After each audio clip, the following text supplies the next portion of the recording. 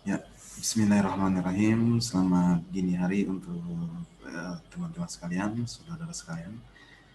Pada kesempatan kali ini, pada pertemuan pasca Middes, kita akan melanjutkan materi perkuliahan kita tentang zakat piutang dan investasi, yang dalam hal ini adalah zakat hutang piutang ya. Yang kita akan bahas itu zakat hutang piutang dan investasi.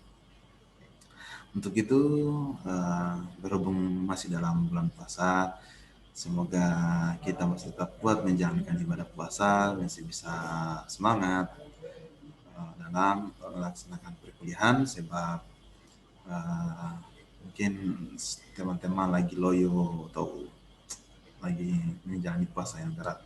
Tetap semangat, tetap belajar, semoga ilmu yang saudara dapatkan bisa bermanfaat untuk diri kita dan keluarga. Amin. Baik, untuk itu saya akan langsung pada pembahasan pertama, yaitu tentang ya materi kita tentang zakat, ketentuan umum tentang hutang piutang. Ya. Nah,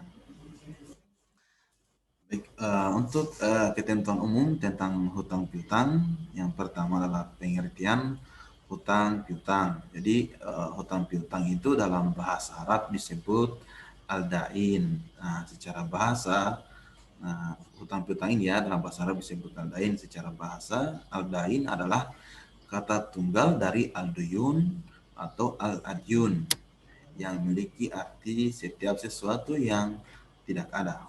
Nah, dan secara terminologi atau secara istilah, hutang piutang adalah suatu istilah untuk suatu harta hukmi yang berada dalam tanggungan. Ada dihukumi dia masih dalam masa tenggang dalam tanggungan. Nah, dalam bahasa Arab, redaksi kata hutang yaitu dengan menggunakan huruf ala dan piutang menggunakan huruf lam. Nah, seperti perkataan orang Arab, al-alaya al-dain, yang artinya aku mempunyai hutang, dan li al-dain, yang artinya aku mempunyai piutang. Nah, Ahmad Khomedi Jafar mendefinisikan hutang piutang yaitu memberikan sesuatu kepada orang lain yang membutuhkan, baik berupa uang maupun benda, dalam jumlah tertentu dengan perjanjian yang telah disepakati secara bersama, di mana orang yang diberi tersebut harus mengembalikan uang atau benda yang dihutangnya dengan jumlah yang sama, tidak kurang atau lebih pada waktu yang telah ditentukan. Nah, selanjutnya beliau pun menegaskan agar tidak terjadinya hal-hal yang tidak diinginkan dalam hutang piutang. Ada beberapa hal yang harus diperhatikan. Di antara lain itu, yang pertama, tulislah nama orang yang memberikan hutang dan nama orang yang berhutang. Ini bisa saudara cek dalam Al-Quran surat Al-Baqarah ayat 282. Nah, tulislah alamat rumah orang yang berhutang, tulislah jumlah uang atau benda yang dihutangkan, tulislah hari, tanggal, bulan, tahun terjadinya hutang piutang, dan kapan waktu pengembaliannya. Nah, ini sebenarnya referensinya adalah tulisan dari karya Jamaluddin bin Muhammad bin Mukrim bin Manzur al-Ifriqi al-Mishri dalam lisan al-Arab, terbitan Lebanon, dan Ahmad Khomedi Jafar, Hukum Perdata Islam Indonesia.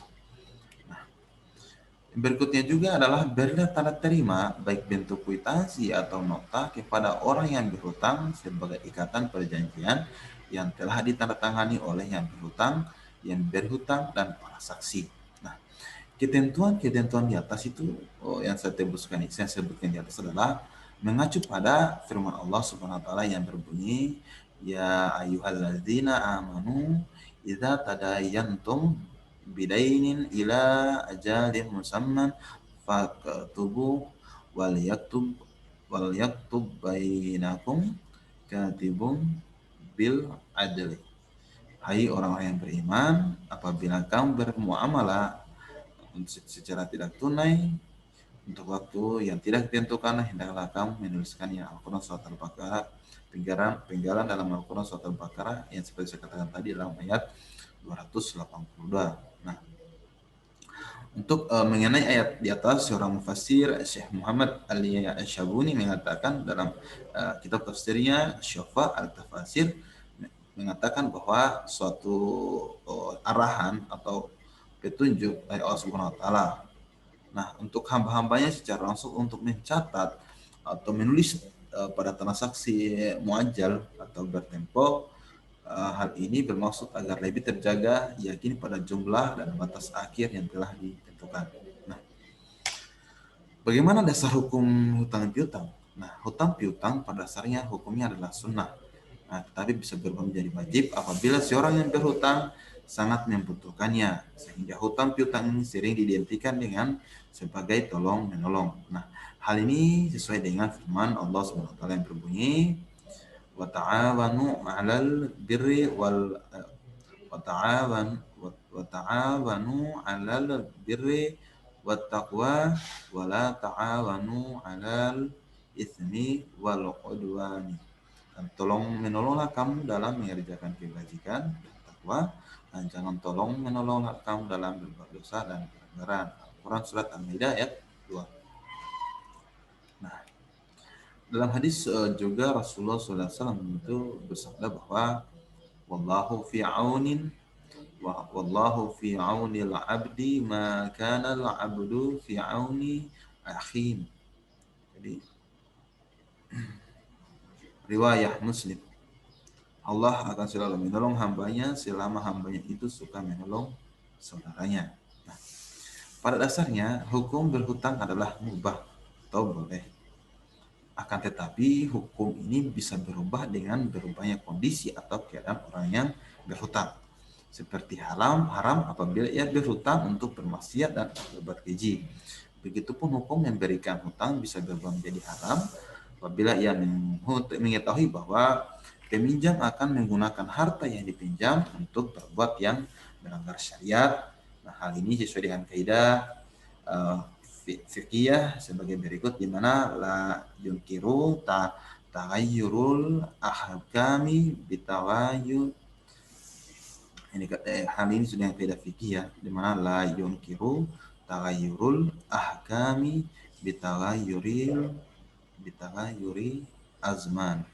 Tidak dapat dipungkiri bahwa hukum dapat berubah seiring berjalannya waktu, adanya penyesuaian dengan kondisi atau konstelasi dari kondisi muamalah yang bersangkutan. Nah, walaupun pada dasarnya berhutang adalah boleh ya atau mubah, akan tetapi Islam sering mengingatkan dan menganjurkan seorang muslim agar menahan dirinya agar tidak berhutang. Hal ini disebabkan karena berhutang tanpa disadari dapat membuat tersisa dan gelisah dengan hutangnya. Artinya kita punya diri itu was-was karena tidak tenang adanya hutang. Nah, Rasulullah SAW pun itu mengajarkan umatnya untuk berdoa agar terbebas dari lilitan hutang, sebagaimana hadis yang berbunyi, An Abi Sa'id Al-Judri radhiyallahu anhu qala dakhala Rasulullah sallallahu alaihi wasallam dzata yaumin al-masjid fa idza huwa birajulin minal ansari yuqalu lahu Abu Umamata faqala ya Aba Umamah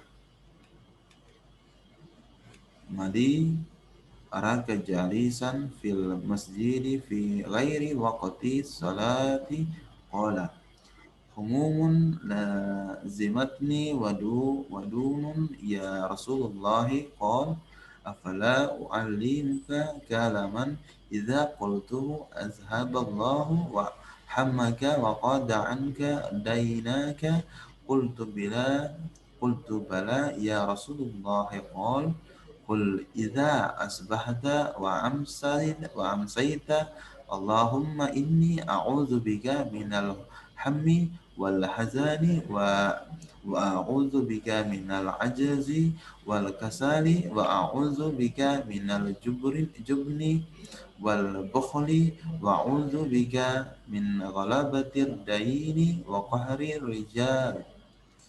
Riwayah Abu Daud dari Abu Said Al-Khudri radhiyallahu anhu berkata, pada suatu hari Rasulullah SAW masuk ke dalam masjid dan beliau sedang bersama seorang laki-laki dari kaum Ansar yang bernama Abu Umamah. Saya berkata, wahai Abu Umamah, mengapa aku melihatmu duduk di masjid pada selain waktu sholat? Maka ia berkata, kegundahan dan hutang menimpa aku, wahai Rasulullah. Rasul pun berkata, maukah engkau kuberitahu suatu doa yang apabila engkau membacanya, Allah Subhanahu wa taala akan menghilangkan kegundahan dan membayar hutangmu. Maka aku berkata, mau wahai Rasulullah. Maka Rasulullah berkata, baca doa apabila engkau berada di waktu pagi maupun petang. Ya Allah, sesungguhnya berlindung kepadamu dari hal yang menyedihkan dan menyusahkan, lemah dan malas, kikir, penakut, lilitan hutang, dan penindasan orang. Nah, bagaimana rukun dan syarat hutang piutang? Nah, rukun hutang piutang itu ada 4 ya. Yang pertama al-aqidani. Yang dimaksud dengan al-aqidani ialah kedua belah pihak yang melangsungkan transaksi, yaitu pemberi hutang dan penerima hutang. Adapun syarat al-aqidani, hendaklah merdeka, dia balik, dewasa, berakal sehat, dan rasyid, atau dalam cakap bertindak hukum ya. Ini menurut pendapatnya ini ya, Mardani, fikih hukum syariah, fikih muamalah. Harta yang dihutangkan memiliki beberapa syarat sebagai berikut. Yang pertama, hendaklah harta yang dihutangkan merupakan mal al-misliyat, yaitu harta yang dapat ditakar atau makilat, harta yang dapat ditimbang, atau muzunat, harta yang dapat diukur, zariyat, harta yang dapat dihitung, atau adiyat. Hendaknya ya, artinya yang dihutangkan itu beberapa hal ini. Yang pertama, dapat ditakar, dapat ditimbang, dapat diukur, dan dapat dihitung. Nah, hendaknya harta dan hutang dapat diperjualbelikan, baik itu jenis harta makilat, muzunat, zariyat, ataupun adiyat. Maka atas dasar itu tidak sah menghutangkan manfaat atau jasa.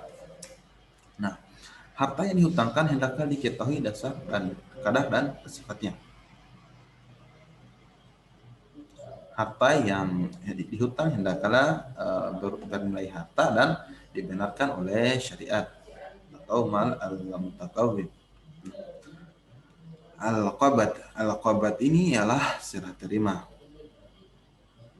Nah, akad hutang piutang tidak akan sah kecuali dengan adanya serah terima, karena dalam praktek transaksi hutang piutang merupakan dia akad tabarru.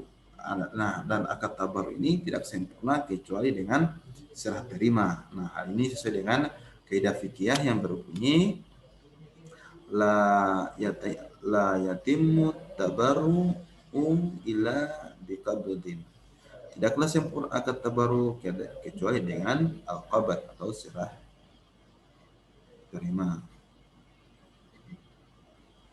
Nah, yang berikutnya adalah sigat. Nah, akad hutang piutang dinyatakan sah dengan adanya ijab dan kabul. Nah, dan mayoritas fuqaha berpendapat bahwa ijab dan kabul itu sah dengan lafaz hutang piutang dengan semua lafaz yang menunjukkan maknanya. Seperti contohnya itu, aku memberi hutang atau aku menghutangimu, ikuti kabul dari penerima hutang mengucapkan aku berhutang atau aku menerima. Jadi orang ke ijab kabul ya, seperti itu. Nah, bagaimana hikmah dan manfaat disyariatkannya transaksi hutang piutang? Nah, di antara hikmah dan manfaat disyariatkannya transaksi hutang piutang itu antara lain ya, pertama adalah menguatkan ikatan ukhuwah atau persaudaraan dengan cara mengulurkan bantuan kepada orang yang membutuhkan dan mengalami kesulitan, dan meringankan beban orang yang telah dilanda kesulitan. Sebagaimana firman Allah dalam Quran Al-Hujurat ayat 10, innamal mu'minuna ikhwatun fa aslihu baina akhawaikum wattaqullaha la'allakum turhamun. Orang-orang yang beriman itu sesungguhnya adalah saudara. Sebab itu damaikanlah, perbaikilah hubungan antara kedua saudaramu itu, dan takutlah terhadap Allah supaya kamu mendapatkan rahmat. Nah, melaksanakan serta merealisasikan perintah Allah Subhanahu wa taala agar kaum muslimin saling menolong dalam kebaikan dan ketakwaan sebagaimana yang tertulis dalam Al-Qur'an surat Al-Maidah ayat 2. Nah, ini bagaimana pendapat Imam Malik dan Imam Syafi'i tentang zakat bagi harta piutang. Nah, pertama adalah pendapatnya Imam Malik. Jadi Imam Malik ini salah satu, dua tokoh ini adalah dua pemimpin mazhab besar dalam Islam Sunni ya. Mana mazhab Malik, Imam Malik memimpin mazhab Maliki dan Imam Syafi'i memimpin mazhab Syafi'i. Bagaimana pandangan kedua tokoh ulama besar ini, ulama mazhab ini? Baik, yang pertama kita akan bahas tentang Imam Malik, di mana Imam Malik ini adalah bernama Abu Abdillah Malik bin Anas bin Malik bin Abi Amir bin Al-Haris bin Ghaiman ya. Dia dari Madani atau Irak ini. Nah, dan nama ibunya adalah Aliyah binti Syarik Al-Aziyah. Beliau adalah keturunan bangsa Arab dusun Zu'ahsbah di kota Himyar, jajahan negeri Yaman. Nah, beliau dilahirkan di kota Madinah pada tahun 93 Hijriah. Pada tahun ini pula wafat pembantu Rasulullah SAW yang bernama Anas. Imam Waqidi berkata beliau berada di kandungan ibunya selama 3 tahun.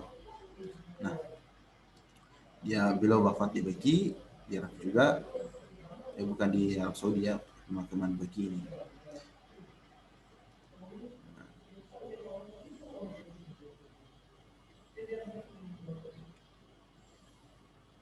Ini tentang biografi, masih tentang biografi dari Imam Malik.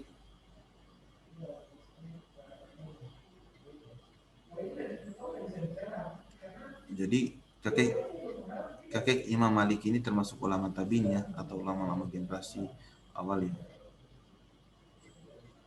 Jadi ini masih tentang Imam Malik.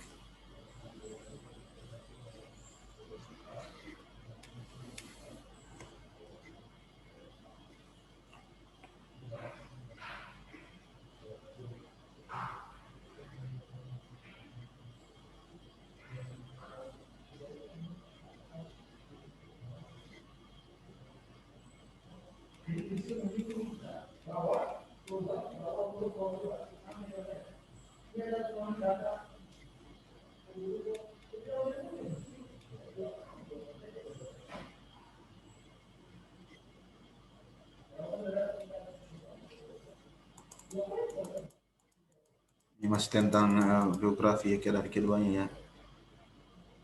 Ini pendapat Imam Malik tentang zakat bagi harta piutang, di mana dalam konsep kepemilikan harta dalam Islam, harta secara garis besar itu dapat dibagi menjadi dua bagian ya. Yang pertama itu adalah milk al-tam, di mana yaitu kepemilikan yang meliputi benda dan manfaatnya sekaligus. Artinya bentuk benda dan kegunaannya itu dapat dikuasai. Ini dalam konsepnya pendapat Imam Malik ya tentang zakat bagi harta piutang. Yang kedua adalah milik al-nakishah, yaitu bila seseorang hanya memiliki salah satu dari benda tersebut, memiliki benda tanpa memiliki manfaatnya saja, atau memiliki manfaatnya tapi tanpa memiliki bendanya atau zatnya. Milik al-nakishah itu apabila seseorang hanya memiliki salah satu dari benda tersebut ya. Nah, dilihat dari segi mahal atau tempatnya, kepemilikan dapat dibagi menjadi 3 ya. Bagian yang pertama adalah milik al-ain, yang disebut milik al-raqabah, yaitu memiliki segala benda, baik benda ghairu al-manqul yang tetap maupun benda manqul yang dapat dipindahkan, seperti kepemilikan terhadap rumah, kebun, mobil ya, dan motor. Nah, kepemilikan ini disebut milik al-ain. Yang kedua adalah milik al-manfaah, yaitu seseorang hanya memiliki manfaatnya saja dari suatu benda, seperti benda dari pinjaman, wakaf, dan hibah. Nah, yang berikutnya adalah milik al-dain. Jadi pemilikan karena adanya hutang, misalnya sejumlah uang yang dipinjamkan kepada seseorang. Nah, berdasarkan pengelompokan kepemilikan di atas, para ulama berbeda pendapat tentang zakat harta bagi harta piutang. Apakah harta yang berada di tangan orang lain yang esensinya dipinjamkan berdasarkan untuk saling membantu dan tolong menolong wajib dizakati atau tidak apabila telah mencapai nisabnya dan telah lewati 1 tahun sejak kepemilikan. Nah, untuk permasalahan zakat ini Allah Subhanahu wa taala telah memerintahkan secara tegas di dalam Al-Qur'an, tetapi Al-Qur'an telah menjelaskan secara rinci apakah zakat tersebut diwajibkan atas harta piutang atau tidak, ataukah siapa yang wajib mengeluarkan zakatnya. Nah, dari inilah yang membuat perbedaan pendapat para ulama. Nah, itu. Nah, sebelum membahas ini ya, jadi sebelum kita membahas mengetahui lebih dalam pendapat Imam Malik tentang zakat piutang, ada baiknya kita mengetahui terlebih dahulu tentang pembagian piutang sebagaimana yang dijelaskan oleh jumhur fuqaha. Dan pembagiannya piutang ini yang pertama adalah piutang yang berada di bawah kekuasaan orang membenarkan piutang itu, mengakui jumlah kadar piutangnya dan berusaha untuk melunasinya. Piutang seperti ini disebut marju al-ada. Yang kedua adalah piutang yang berada di bawah kekuasaan yang orang yang memiliki piutang itu, akan tetapi penghutang mempersulit dan menunda pembayaran atau orang yang menyangkal atau mengingkar. Nah, piutang di sini disebut ghairu marju al-ada. Setelah mengetahui dan memahami pembagian piutang di atas, maka penulis akan menjelaskan pendapat Imam Malik ya. Dalam hal ini Imam Malik memiliki pendapat tersendiri, yaitu bahwa beliau berpendapat piutang yang berada di kekuasaan genggaman dan genggaman orang lain ini tidak wajib dikeluarkan zakatnya. Sebagian pernyataan beliau yang telah dicantumkan oleh penulisnya.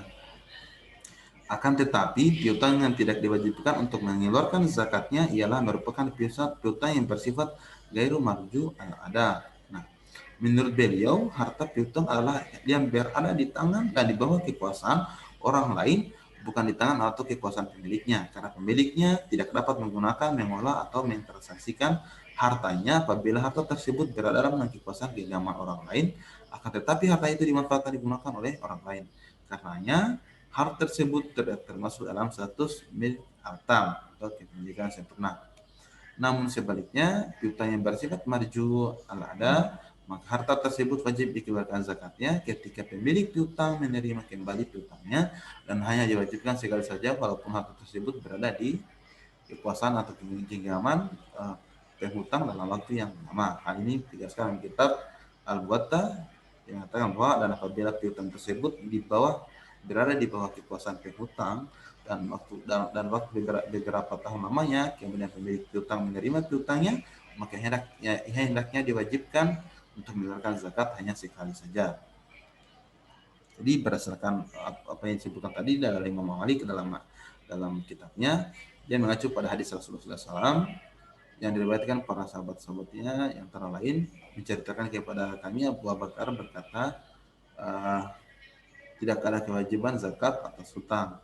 Juga dalam ini dari Zaid bin Al-Hubab tidak diwajibkan zakat padanya piutang sampai ia mengenggamnya. Artinya sampai bila ada pegangan itu belum diwajibkan zakatnya. Ini juga dari Abu Muawiyah dari Hajjaj atau telah berkata tidak ada kewajiban untuk berzakat bagi yang memiliki piutang dan yang orang yang berhutang. Nah, bagaimana pendapat yang kedua, pemimpin mazhab kedua adalah Imam Malik, mana nama lengkap beliau Imam Syafi'i ya. Imam berikutnya biografi Imam Syafi'i adalah Abu Abdullah Muhammad bin Idris bin Abbas bin Utsman bin Syafi'i bin Said. Dari ibunya bernama Fatimah binti Abdullah bin Husain bin Hasan bin Ali bin Abi Thalib. Beliau dilahirkan di kota Gaza, tepatnya pada Jumat siang bulan Rajab tahun 1950 Hijriah. Ini biografi tentang beliau, tentang Syafi'i ya, biografinya.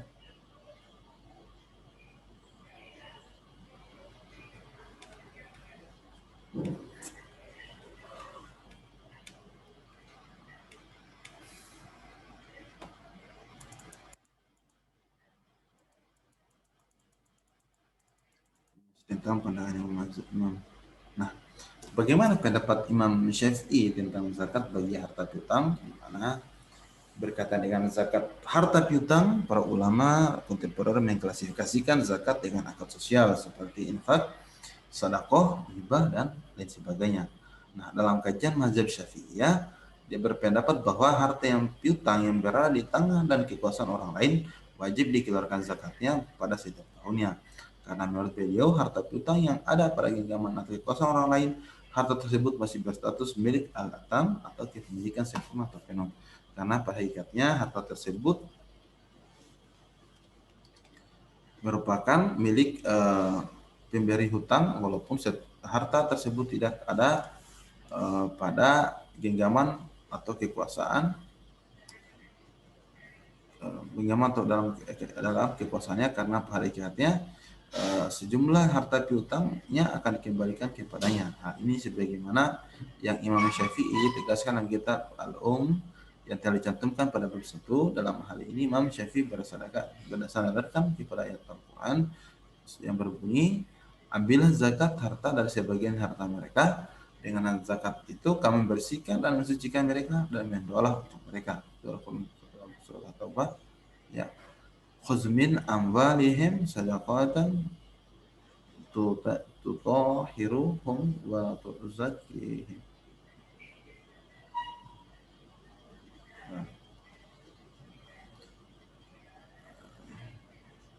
Nah, dan hal ini pun sesuai dengan akidah usul fikih, usul yang berbunyi al-ibratu bi umuri lafazi la bi khususi sabab. Yang menjadi perhatian dalam menentukan hukum keumuman suatu lafaz bukan karena kekhususan satu sebab.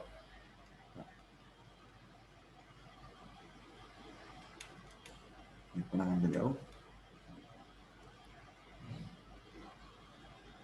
Di persamaan, ya, penjelasan tentang pendapat Imam Malik dan Imam Syafi'i tentang zakat harta piutang, di mana berdasarkan penjelasan yang terdapat pada bab sebelumnya, maka dapat mengetahui persamaan antara Imam Malik dan Imam Syafi'i.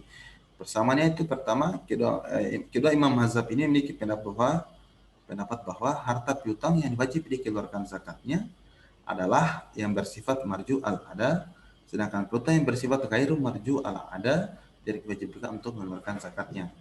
Yang kedua, Imam Malik, Imam Syafi'i memiliki pendapat yang sama bahwa zakat baru wajib dikeluarkan apabila harta tersebut mencapai nisab atau bulugh al-nisab.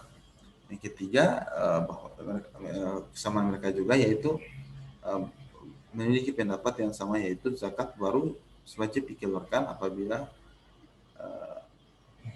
zakat baru wajib zakat Imam Malik, Imam Syafi'i memiliki pendapat yang sama, yaitu zakat baru wajib dikeluarkan apabila harta tersebut berstatus milik al-milk al-tam atau kepemilikan sempurna, dan tidak wajib dikeluarkan apabila harta tersebut berstatus milik al-nakisah atau kepemilikan yang lemah. Yang berikutnya adalah Imam Malik dan Imam Syafi'i memiliki pendapat yang sama juga, bahwa zakat baru wajib dikeluarkan apabila harta tersebut merupakan al-mal al-nam, harta berkembang seperti hewan ternak yang dapat melahirkan, buah-buahan, biji-bijian yang akan menuai panen, perniagaan terus berputar, maka ia wajib mengeluarkan zakat hartanya. Sedangkan untuk perbedaan pendapat Imam Malik dan Imam Syafi'i tentang zakat piutang, mereka mengatakan berdasarkan uraian tersebut, ini ya, perbedaan pertama mereka adalah menurut pandangan Imam Malik bahwa seseorang yang tidak diwajibkan untuk mengeluarkan zakat bagi harta piutang. Menurutnya harta piutang adalah harta yang berada di tangan dan di bawah kekuasaan orang lain, bukan di tangan atau kekuasaan pemiliknya. Karena pemiliknya tidak dapat menggunakannya, mengelola atau mentransaksi harta apabila harta tersebut berada di dalam kekuasaan dan genggaman orang lain, akan tetapi itu dimanfaatkan dan digunakan oleh orang lain, karena harta tersebut tidak termasuk dalam status al-milk al-tam atau kepemilikan sempurna. Nah, kewajiban ini mengeluarkan zakat harta pada piutang beliau menegaskan bahwa dalam kitab Al-Muwatta. Nah, berseberangan dengan pendapat Imam Malik, menurut Imam Syafi'i bahwa apabila seseorang memiliki piutangnya ada di genggaman atau kekuasaan orang lain, maka harta ini wajib dizakati setiap tahunnya. Nah, perbedaan pendapat ini dikarenakan Imam Syafi'i memiliki pandangan tersendiri dalam mengartikan milik al-tam. Menurut beliau, harta piutang yang ada pada genggaman atau kekuasaan orang lain, harta tersebut masih berstatus milik al-tam, kepemilikan sempurna, atau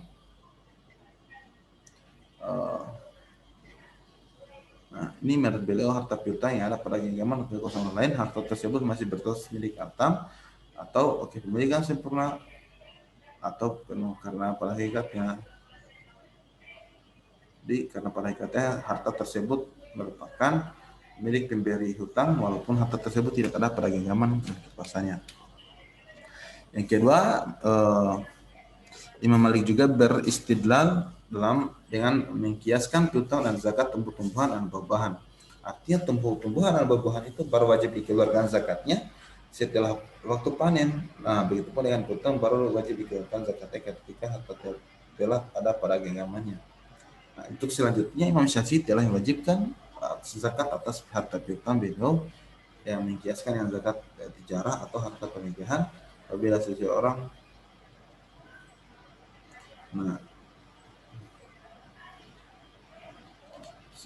ini ya Imam Syafi'i ya berpendapat bahwa dengan mengkiaskan menurut beliau ya Imam Syafi'i selanjutnya Imam Syafi'i dalam mewajibkan zakat atas harta piutang beliau beristidlal dalam mengkiaskan yang zakat tijarah atau harta perniagaan. Artinya apabila seseorang memiliki harta perniagaan atau barang titipan yang berada di tangan orang lain wajib dikeluarkan zakatnya. Menurut beliau seluruh ulama sepakat bahwa salah satu yang wajib dikeluarkan zakatnya adalah harta yang dihasilkan dari perniagaan walaupun harta perniagaan tersebut terkadang hanya berbentuk nominal saja, tidak ada bentuk fisiknya. Dan alasan beliau dalam hal ini adalah karena kepemilikan piutanglah yang memiliki harta tersebut ya. Yang ketiga itu Imam Malik berpendapat bahwa harta piutang hanya diwajibkan satu kali zakat saja apabila harta piutang tersebut telah ia terima dari penghutang. Sedangkan pendapat Imam Syafi'i berpendapat bahwa harta piutang wajib dikeluarkan zakatnya Imam Malik yang berpendapat bahwa bagi harta piutang hanya diwajibkan satu kali zakat saja apabila harta piutang tersebut telah ia terima dari penghutang ya telah terima dari penghutangnya. Pendapatnya Imam Syafi'i berpendapat bahwa harta piutang wajib dikeluarkan zakatnya di setiap tahunnya walaupun harta tersebut dalam kuasa orang lain seakan-akan harta itu berada dalam kekuasaannya. Jadi mengapa mereka sampai berbeda pandangan ya tentang zakat piutang? Ada beberapa hal yang menyebabkan terjadinya perbedaan pandangan atau ikhtilaf oleh ulama dijelaskan oleh Syekh Muhammad Al-Madani dalam bukunya Asbab Al-Ikhtilaf Al-Fuqaha. Ada 4 hal. Yang pertama, pemahaman Al-Quran dan Sunnah Rasulullah SAW, sebab khusus tentang Al-Sunnah dan Rasulullah SAW, sebab-sebab yang berkaitan dengan kaidah-kaidah usuliyah dan fikih, sebab-sebab khusus mengenai penggunaan dalil dari Al-Quran dan Sunnah Rasulullah SAW.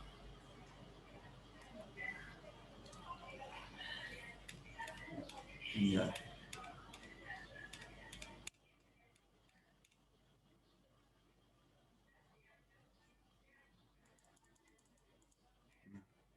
Kesimpulannya bahwa persamaan pendapat Imam Malik ya dan Imam Syafi'i tentang zakat piutang ialah yang pertama, Imam Malik dan Imam Syafi'i berpendapat bahwa piutang itu marju al-ada, yang merupakan piutang yang wajib dizakatkan, akan tetapi piutang ghairu al-marju al-ada tidak wajib mengeluarkan zakatnya.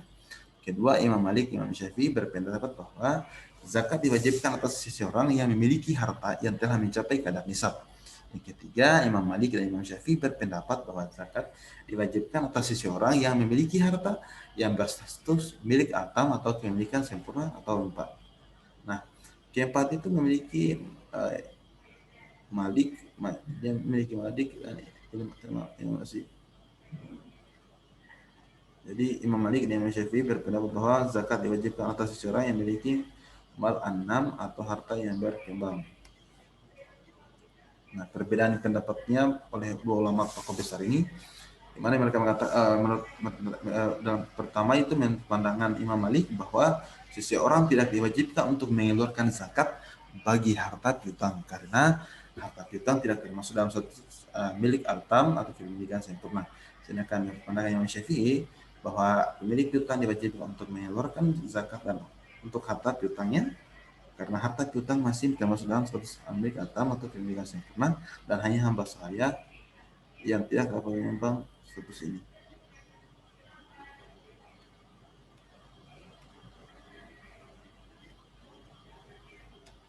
Jadi dalam hamba sahaya itu tidak termasuk ya dalam status ini. Jadi kedua, Imam Malik beristidlal dengan mengkiaskan piutang dengan zakat tumbuh-tumbuhan dan buah-buahan. Dan tumbuh-tumbuhan serta buah-buahan ini baru saja wajib dikeluarkan zakatnya apabila setelah waktu panen. Nah, begitu pula dengan piutang, berwajib dikeluarkan zakatnya ketika harta itu telah ada pada genggamannya. Sedangkan pendapat Imam Syafi'i mewajibkan zakat atas piutang beliau beristidlal dan mengkiaskannya dengan zakat tijarah atau harta perniagaan. Nah, dan harta perniagaan atau barang titipan yang berada di tangan atau orang lain wajib dikeluarkan zakatnya. Ketiga itu Imam Malik berpendapat bahwa harta piutang hanya wajibkan satu kali zakat apabila harta piutang tersebut telah diterima dari penghutang. Sedangkan pendapat Imam Syafi'i bahwa harta piutang wajib dikeluarkan setiap tahunnya. Berbeda dengan pendapat Imam Malik yang wajibkan hanya sekali saja ketika ia telah menjadi atau menerima piutang.